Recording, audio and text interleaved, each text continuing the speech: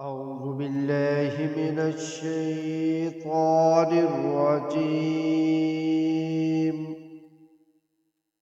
بسم الله الرحمن الرحيم.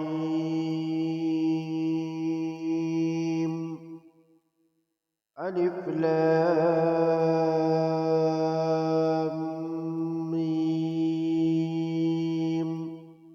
ذلك الكتاب لا ريب فيه هدى للمتقين الذين يؤمنون بالغيب ويقيمون